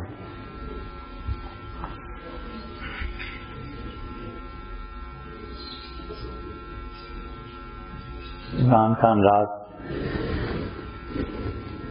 کہنے لگے آیت بتائیں، کل میں نے پڑھنی ہے جلد سے، تو آؤ آیت بھی بتاؤ اور شعر بھی، اور میں نے کہا یہ پڑھیے، کنتم خیر امۃ اخرجت للناس تأمرون بالمعروف وتنہون عن المنکر، تم سب سے اچھی امت ہو جسے اللہ نے پوری انسانیت کے لیے پیدا کیا ہے، کیونکہ تم برائی سے روکتے اور نیکی کا حکم دیتے، تؤمنون باللہ، اور تم اللہ پہ ایمان رکھتے۔ کہنے لگے اس کے مطابق علامہ نے، میں نے کہا علامہ اقبال نے کہا ہے نا، لیا جائے گا تجھ سے کام دنیا کی امامت، سبق پڑھ پھر عدالت کا، شجاعت کا، صداقت، لیا جائے گا تجھ سے کام دنیا کی امامت۔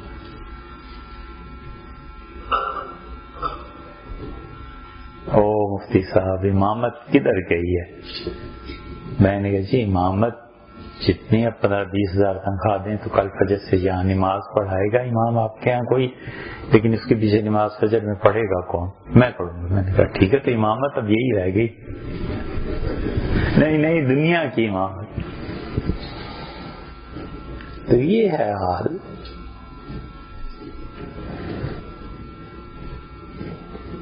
ٹکڑوں میں بٹ کے جب طاقت ختم ہو گئی نا، پوچھنے والا کوئی نہیں رہا کہ اب یہ نیا نظریہ جو دے رہے ہیں اس نظریے کی میرے ساتھ بیٹھ کے بحث کرو. حکمران پڑھے لکھے نہیں رہے. اب جن بچوں نے ایسے ہی سوچیں، آپ بھی، میں ہی نہیں، آپ بھی سوچیں کہ عمر بھر جب وہ چھوٹے سے تھے اس وقت سے لے کے جب وہ وزارت کا قلمدان سنبھالتا ہے اس وقت تک ایک رات ایسی نہیں گزاری جب وہ ایئر کنڈیشن کے بغیر سویا.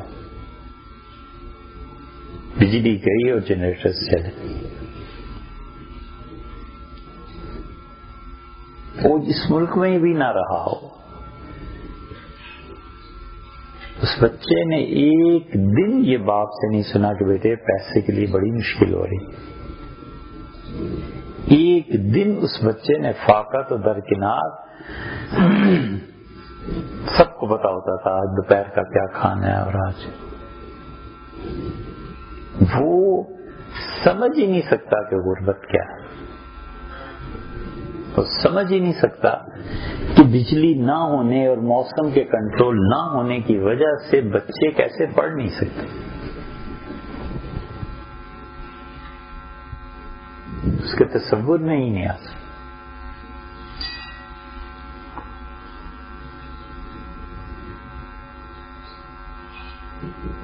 ایک بہت بڑے افسر تھے، ایک مرتبہ تشریف لائے لائبریری میں. جاتے ہوئے ہم نے بھی جانا تھا، ساتھ چلے گئے تو سپر مارکیٹ میں نماز پڑھی، مغرب شاید پڑھی. تو انہوں نے اپنے بیٹے سے کہا کہ بیٹے پیاز کیا چیز لے آنا، وہ تمہاری والدہ کہہ رہی تھی. تو جلدی تھی ہمیں، تو ڈرائیور نے بھی نماز پڑھی. آیا، اس نے کہا پیاز نہیں. اس کا کہاں گئے اس سروس کی دکان پہ. اس بچے کو یہ تمیز نہیں تھی کہ سروس کی دکان پہ جوتے خریدیں کہ پیاز خریدیں. ہم نے کہا بالکل صحیح ہے. اس بچے نے کبھی خریدا ہو پیاز، جا کے سبزی کبھی خریدی ہو، کبھی کیچڑ میں پاؤں پھسلا ہو تو پتہ چلے نا گلیاں پکی نہ ہونے کی وجہ سے کیا ہوتا ہے. نواز شریف صاحب نے حکم دیا کہ کہیں بھی وی آئی پی کے لیے جو ٹریفک روکی جاتی ہے 7 منٹ سے زیادہ نہ رکے. یہ اخبار میں ہی پڑھا تھا، ہمیں نہیں پتا کہ یہ انہوں نے حکم دیا، اخبار میں آیا تھا. اور حکم کب دیا؟ جب وہ لاہور میں ٹریفک میں پھنس گئے 2-3 مرتبہ. عطاء اللہ قاسمی سے ملنے جا رہے تھے تو لاہور کی ٹریفک میں پھنس گئے. اب آدھا گھنٹہ جب کھڑا ہونا پڑا نا، اپنے پہ گزری نا، تو 2-4 فاقے ہوئے ہوتے نا تو پتہ چلتا کہ غربت کیا ہے.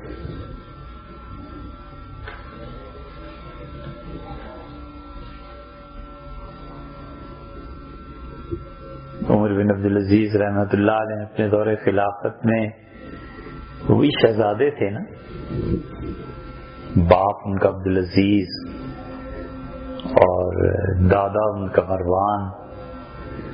اب یہ تو عبد الملک کو حکومت مل گئی اور عبدالعزیز کا انتقال ہو گیا. اگر عبدالعزیز کا انتقال نہ ہوتا تو وہ خود بادشاہ تھے. تو عبد الملک نے اپنی بیٹی فاطمہ کے لیے بھتیجے کو لے لیا.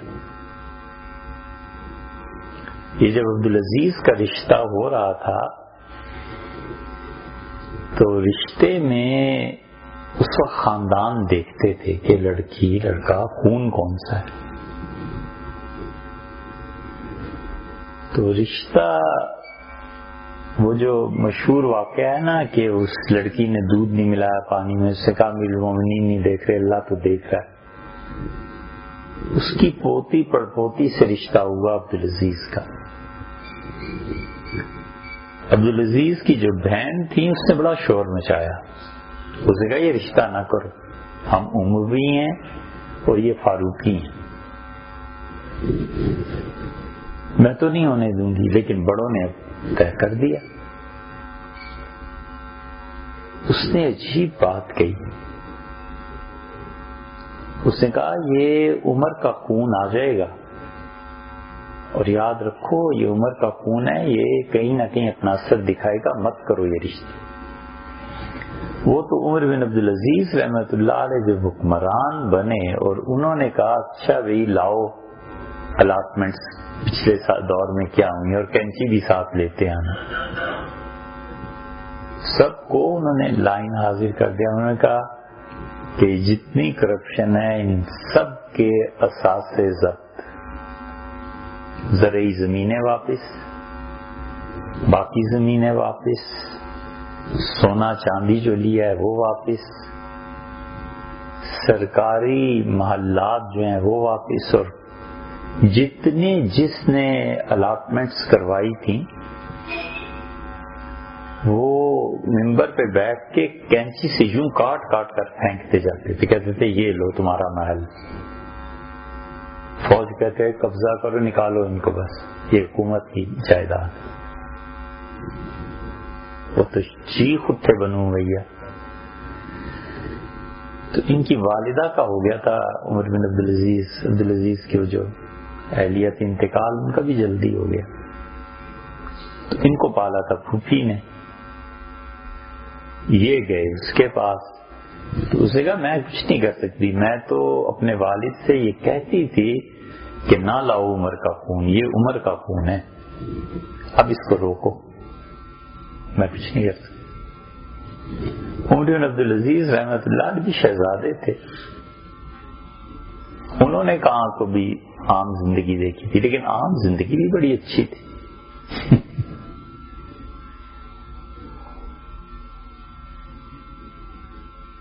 کیا آئیڈیل دور تھے۔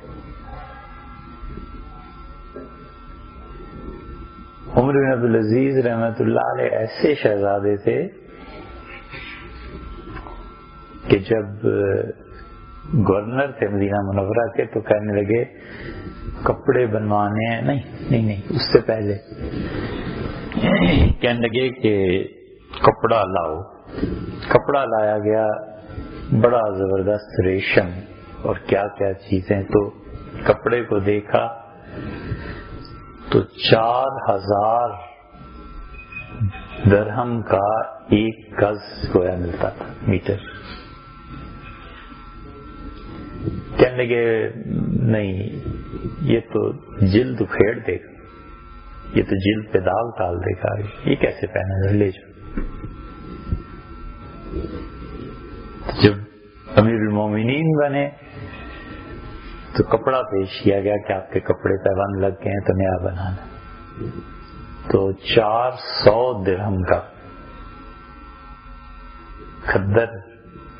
فرمانے لگے کہ بہت عمدہ کپڑا ہے، میں اگر پہنوں گا تو لوگ کیا بھی پہنیں گے، اس سے کم درجے کا لاؤ، وہ اچھا لیکن اس سے کم قیمت لاؤ، یہ تو بہت قیمت ہے۔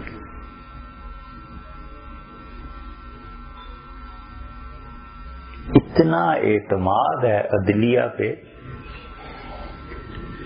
کہ ایک عورت نے خط لکھا ہے عمر بن عبدالعزیز رحمۃ اللہ کے نام پہ، لکھ کے اس نے ڈال دیا ڈاک میں کہ عمر بن عبدالعزیز کو ملے، بس پہنچ گیا۔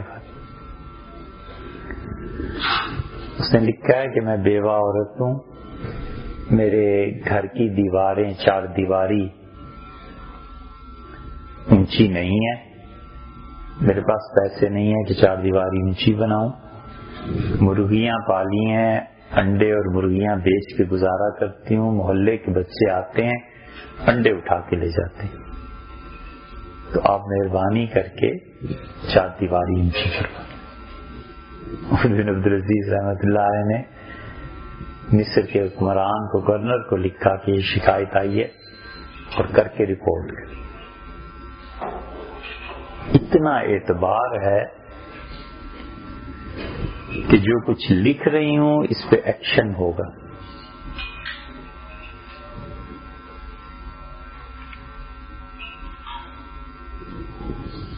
اتنا فرق پڑتا ہے. تو جن لوگوں نے موسم کی سختی نہیں دیکھی، نرمی نہیں دیکھی، انہیں کیا پتا کہ سکولز، بلڈنگز کیسے بنے. کیا اگر ایک قانون بنا دیں، 2-3 رات بھی ہم کہہ رہے تھے خان صاحب سے، میں نے کہا کوئی حکومت اتنا قانون بنا دے کہ ہم اپنا علاج بڑے سے بڑا فرد بھی اسی ملک میں کرائے گا، باہر نہیں جائے گا. شوکت خانم میں کرائے یا کہیں کرائے، کوئی علاج. اور اس سے پہلے اتنے اچھے 2-4 اسپتال بنے، اسٹرکچر بنا دیں نا، اتنا اچھا اسپتال، اتنے اچھے ڈاکٹرز، اور پھر یہ قانون پاس کریں کہ ہمارے ملک میں سب یہ سہولت MNAs اور MPAs ختم کی جا رہی ہے. کوئی بھی آدمی علاج کے لیے اس ملک کے علاوہ کہیں نہیں جا سکتا. چھٹی. جتنے MNAs MPAs اور دوسرے تیسرے ہیں، سب کے بچے سرکاری اسکولوں میں پڑھیں. چھٹی. حتیٰ کہ پرائیویٹ بیکن ہاؤس میں کوئی پڑھائے تو پڑھائے. ہمارا کوئی عہدیدار ان اسکولوں میں اپنی اولادوں کو نہیں پڑھا سکے. سزا ملنی چاہیے. تو ایک دن آئے گا جب سرکاری اسکولوں کا سٹینڈرڈ اتنا اچھا ہو جائے گا کہ لوگ پرائیویٹ نظام تعلیم کو خیر آباد کہیں گے.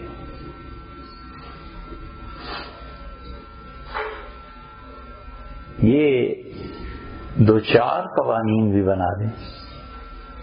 ہم نے کہا ایسے سکولز بننے چاہیے جہاں موسم پہ بھی کنٹرول ہو، اور جو بس سکول کی چلے اس پہ بھی کنٹرول ہو. اور جس طرح آپ ٹرکوں کے لیے ایک الگ لائن اب آہستہ آہستہ بنانا شروع کر رہے ہیں، سکول کی بسز کے لیے الگ ٹریکس بنائے جائیں.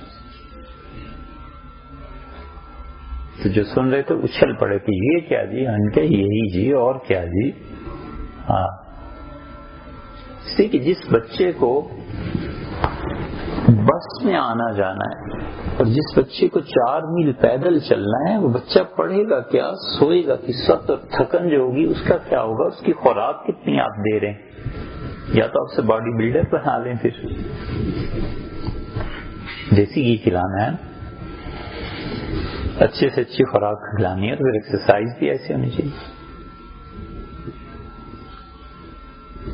کوئی صاحب تھے ایسی جن کا خیال ہے کہ اس ملک میں بہت بڑے عہدے پہ آئیں گے، تو انہوں نے کہا اور کوئی چیز. ہم نے کہا ہر اسکول کے ساتھ، ہر اسکول میں ایسے اسکول بنائیں 2 چیزیں لازمی کر دیں. ایک قرات کا پیریڈ، کہ ہمارے بچے اسکول میں ہی ناظرہ قرآن پڑھیں گے. بس شام کو یہ جاتے ہیں نا مسجدوں میں پڑھنے، پھر ان کی ذہن سازی ہوتی ہے، پھر ذہن بنایا جاتا ہے. پھر مولوی صاحب جو بھی ذہن بنائیں، وہ اپنے گھر کا کام کرائیں، وہ اپنے پاؤں دبوائیں، وہ کچھ بھی، وہ پھر سب خرابی آتی ہے. تو آپ ایک پیریڈ متعین کریں کہ 3 سال تک، مثلا 5ویں سے 8ویں، مثلا 4تھی سے 4 سال، 3 سال، اس میں بچہ ناظرہ قرآن پڑھے گا اور ایک پیریڈ ہوگا قاری صاحب پڑھایا کریں گے. تو جتنے مدارس میں اس وقت قراء یہ ذرا یہ بھی کھپ جائیں گے. دوسری طرف سے آپ کی نیک نامی بھی ہوگی، بچے بھی ناظرہ قرآن پڑھیں گے، قراءت کا بھی رواج ہوگا. اور قراءت ہم نے کہا اگر ممکن ہو تو ساری قراءتیں جاری کرنی چاہیے. ورش کی قراءت ہے، حفظ کی قراءت ہے، امام ائمہ اور ہیں، نافع وغیرہ وغیرہ.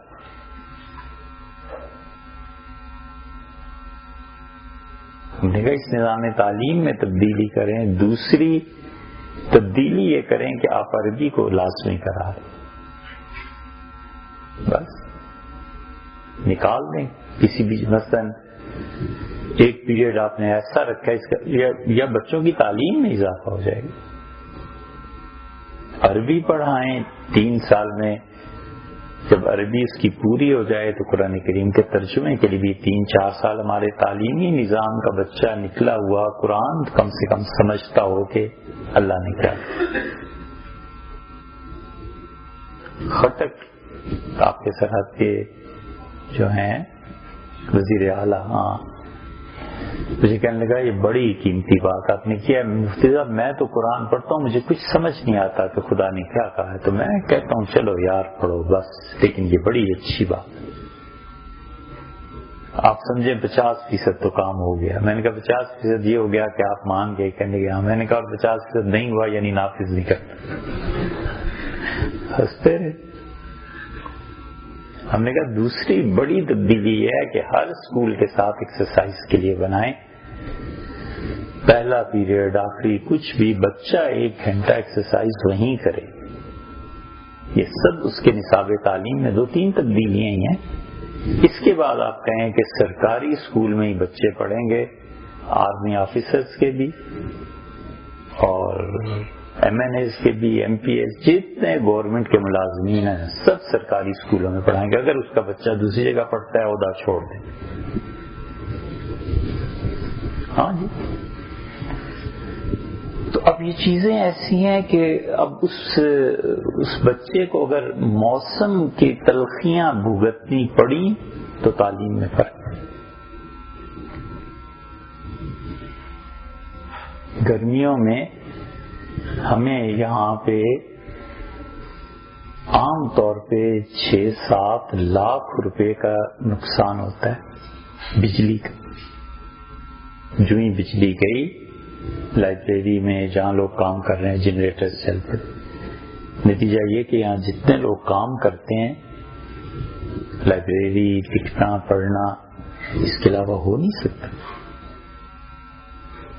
جو ہی بجلی گئی اس بلاک کی بجلی فوراً آن ہو جاتی ہے، تو وہ پیٹرول ہر سال اتنا خرچ ہوتا ہے، اتنی برداشت کرنا پڑتا ہے، یا یہ کر لیں گے وہ کر لیں۔ 2 دن کبھی بجلی نہیں آتی، طوفان آ جائے تو فوراً لائٹ چلی جاتی۔ تو یا پھر ہم تحقیق اور ریسرچ کا کام کر لیں، یا پھر ہمارے مولوی صاحبان بیٹھے رہیں 6 گھنٹے کوئی کام ہی نہیں۔ یہ ایک چھوٹی بالکل معمولی درجے کی ایک لائبریری کا حال ہے، پتہ ہے نا۔ تو اس لیے ہمارے حکمرانوں کو کبھی صبح 6 بجے اٹھتے ہوں تو پتا ہو نا، 4 بجے اٹھتے ہوں تو پتا ہو کہ 9 بجے تک 5 گھنٹے ہیں، 5 گھنٹوں میں کیا کرنا ہے۔ دن کا بڑا حصہ ہے، بڑا حصہ ہے جی، آدھا دن۔ ورکنگ آورز آپ دیکھیں تو ہوتے ہی کتنے، بالکل۔ اور جس کا گزارا نہیں ہوتا اگر وہ ڈبل جاب کرنا چاہے تو کر سکتا ہے۔ انگریزوں کے دور میں بھی 2 بجے چھٹی ہو جاتی، 2 بجے ہو جاتی تھی دفتروں میں۔ ہمارے والد صاحب 2 بجے چھٹی، 1:30 بجے چھٹی، بس گھر آ جاتے۔ تو اللہ بخشے ان لوگوں کا یہی حال تھا، 2 بجے آ گئے تو کیا 4 بجے تک کھانا ریسٹ یہ وہ، 5 بجے تک شام کو 3-4 گھنٹے پھر ان کے پاس ہوتے تھے، اپنے بچوں کو پڑھا لیتے تھے۔ یہ معاشرے میں اتنی بڑی چیز تھی کہ والدین اپنے بچوں کو لے کے بیٹھ جاتے تھے کہ پڑھو، وقت بچ جاتا تھا نا۔ اب جب وہ آئے گئی 4 بجے 5 بجے بینک سے اپنے ادارے سے، تو 5 کے بعد وہ کرے گا کیا اور کتنی دیر اپنی اولاد کو دے گا؟ یہ بہت بڑی کمی۔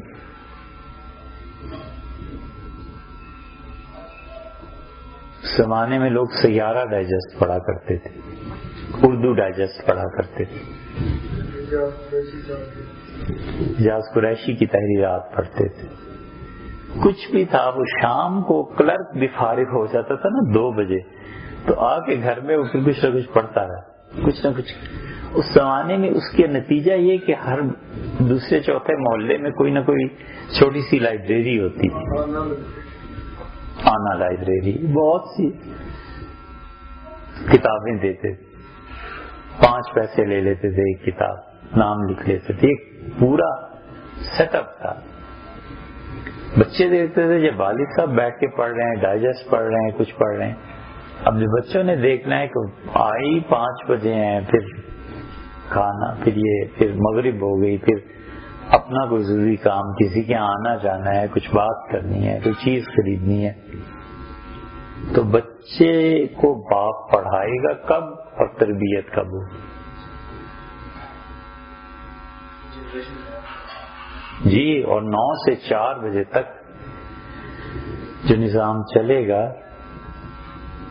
6-7 گھنٹے کے لیے، اور دوپہر کا کھنا اور اس کا ایکسرسائز کرنا نہ کرنا، اس کی صحت پہ جو اثر اور اس کے مزاج کا چڑچڑاپن، یہ ساری چیزیں آخر پہنچتی کہاں؟ نتیجہ یہ کہ قوم نہیں بنتی.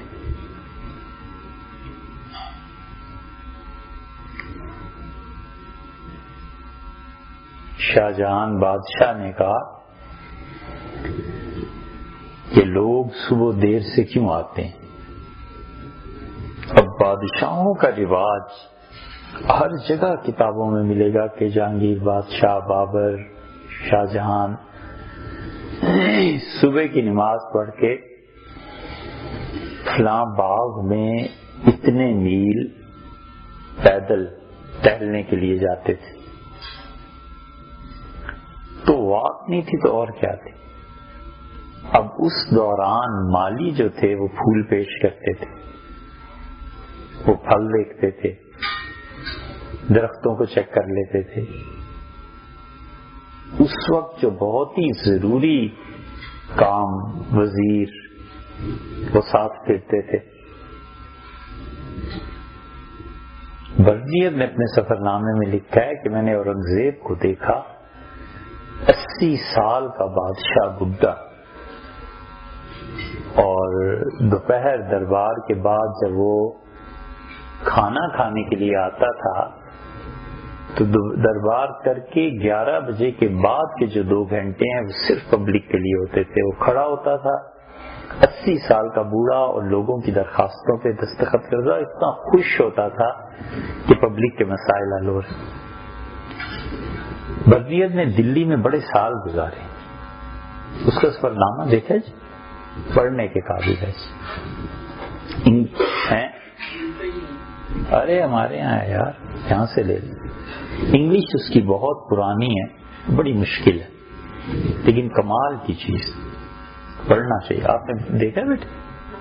آپ کو بھی اس سے پڑھیے، بہت اچھا ہے. اس نے اورنگزیب کی زبان سے اس نظام کی خرابیاں بھی بیان کی ہیں کہ خرابیاں کیا ہیں. اچھا، ہمارے یہاں ہے، اردو ترجمہ بھی ہے اور اس کا انگلش بھی ہے، بہت اچھا ہے. تو اسے لکھا ہے کہ 11 بجے آتا تھا اور 80 سال کا بوڑھا آدمی بڑی خوشی سے دستخط کرتا تھا اور پیش کیا جاتا تھا کہ فلاں بڑھیا نے یہ شکا، فلاں نے یہ شکا، فلاں نے تھا. شاہجہان بادشاہ نے کہا کہ صبح کے وقت یہ افسر دیر سے کیوں آنے لگے ہیں؟ تو انہوں نے کہا جی بیگمات دیر سے اٹھتی ہیں، ناشتہ دیر سے ہوتا ہے. بنیاد یہ، اور اس وجہ سے بچے تعلیمی نظام میں متاثر ہو کے دیر سے اسکول میں آتے ہیں. ماں نے اٹھنا ہی 7 بجے، تو بچے کیوں آ کر 4 بجے اٹھتے؟ وجہ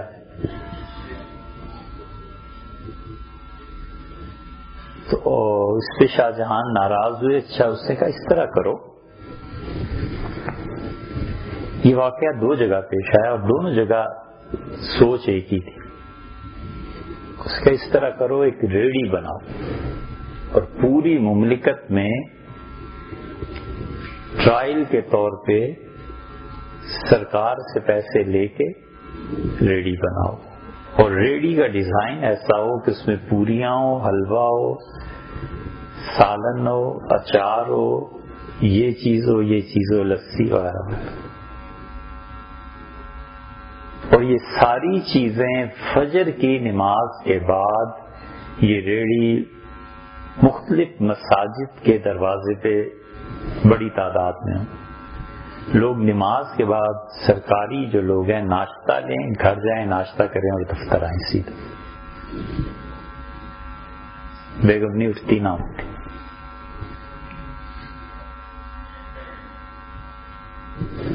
یہ چیز اب اگر پڑھے نا شاہ فیصل کے ہاں بھی، شاہ فیصل نے اپنے دور میں کہا، اس نے کہا یہ سعودیہ میں جو سکول اور یونیورسٹیز کھل رہی ہیں، بچے اتنی دیر سے آئیں گے، پتا چلا جی ناشتہ اتنی دیر سے. اس نے کہا پہلا پیریڈ جو بچوں کا ناشتہ ہے نا وہ گورنمنٹ کی طرف سے ہوگا، کنٹریکٹرز کو بلاؤ، ٹھیکے دو، بچہ صبح آئے گا اور یہ چیزیں پیکڈ ملیں گی، وہیں پہ کھائے گا، وہیں سے کلاس میں آ جائے گا. چاند چھٹی.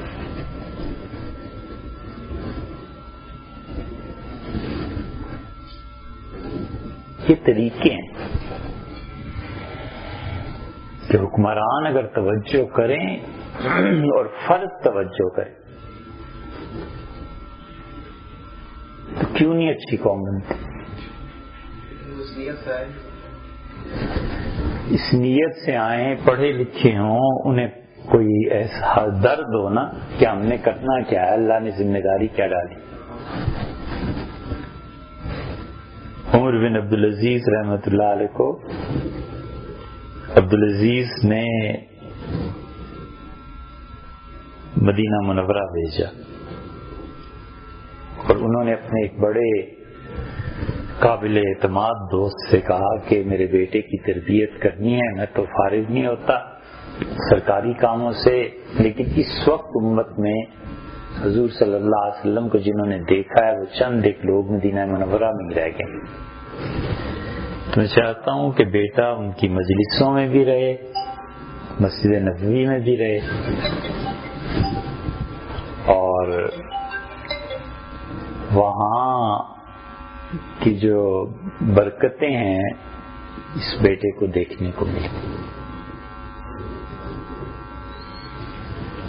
اور کرنا یہ ہے کہ روزانہ کے حالات لکھ کے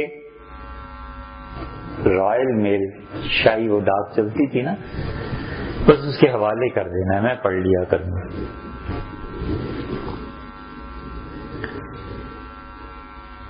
اب باپ بھی ایسے ہی تھا، اس نے کہا اور میرے بیٹے کو نماز مسجد نبوی میں پڑھانی ہے، آپ یہ کریں اور یہ تنخواہ ہے. اتنی بڑی تنخواہ. میں کہا ٹھیک ہے. ایک دن کی رپورٹ میں انہوں نے لکھ دیا کہ عصر کی نماز میں آج عمر دیر سے آئے اور پہلی رکعت میں مل گئے مگر تکبیر اولا فوت ہو گئی. عبدالعزیز نے مصر سے لکھا کہ یہ وجہ کیا ہوئی آپ نے. انہوں نے لکھا کہ میں دیکھتا رہا کہ کنگھی کر رہا تھا، تو بال بڑے خوبصورت رکھے ہوئے تھے اس وجہ سے. تو نے لکھا کہ میرا یہ خط بیٹے کو دکھاؤ اور اس کے بال اس میرے جواب سمیت واپس بھیجو، اور عمر کو کہنا اس وقت تک بال نہیں رکھے جا سکتے جب تک کہ میں اجازت نہ دوں. بال ہی منڈوا کے خط سمیت اگلی مرتبہ گئے، اور عمر بن عبدالعزیز رحمۃ اللہ علیہ کہتے تھے جب تک میں بڑا نہیں ہو گیا اور بالوں کا شوق نہیں دل سے نکل گیا، بال ہی نہیں رکھنے دیے باپ نے.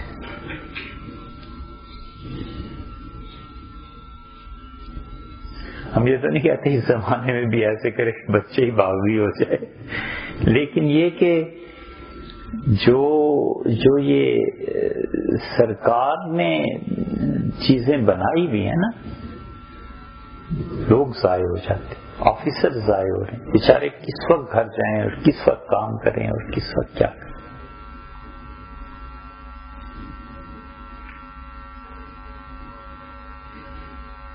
اب تک اسکولس میں انتظام نہیں ہوتا کہ دسمبر جنوری کی سردی میں پڑھیں یا ٹھٹریں.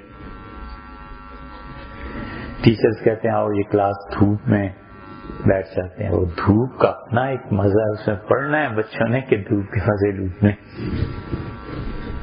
انسانی فطرت ہے نا. یورپ، امریکہ، آسٹریلیا زندگی کا وجود نہیں تھا. اتنی شدید برفباری کے آدمی زندہ رہ نہیں سکتے، بہت کم آبادی. ایشیا سارے کا سارا اتنے اس موسم پہ اس اینگل میں تھا کہ یہاں زندگی تھی اور زندگی کے مقاصد تھے. یورپ کے پاس زندگی، جب یورپ نے ٹیمپریچر کو کنٹرول کیا پہلی مرتبہ تو زندگی قائم. اب زندگی جب قائم ہو گئی تو انہوں نے کہا مقاصد اب ہمارے بھی ہیں تمہارے بھی ہیں. تو پچھلے 400 سال میں وہ اپنے مقاصد میں ہم سے بڑھ گئے اور ہم اب تک ٹیمپریچر کنٹرول نہیں کر پاتے.